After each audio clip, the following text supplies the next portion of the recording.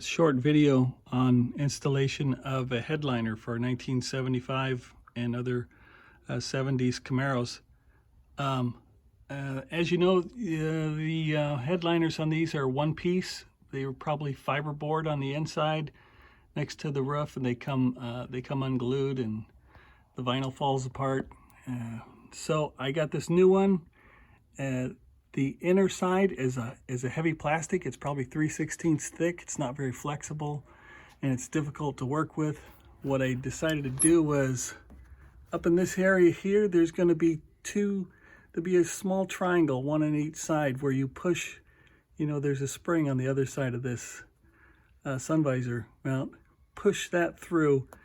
You will have to pre-drill some holes where these things go through the roof, through the new plastic sun visor into your roof. You can screw those on, do that both sides, and then the metal piece here by the windshield, that will hold the leading edge of the sun visor up.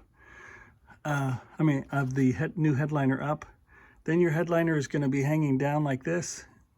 Use your contact cement, spray all over the roof, spray on the back side of the on that plastic headliner. And then what I did was I cut these boards. This one on the other side is probably almost 3 feet long, about a foot wide. And then I cut some vertical sections and I put a piece of wood on the floor here, front and rear, and I wedged it up there. Basically in drywall they call it a deadman. So I made a deadman on that side, made one on this side. I had one on the center, on the hump, across the front here, made like a 1 foot square piece of wood up here, and did one in the rear.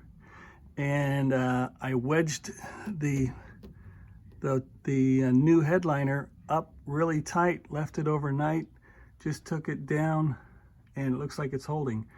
So now I'm going to go around and finish putting the trim around the sides here and around the back window, and I'll put the dome light back in.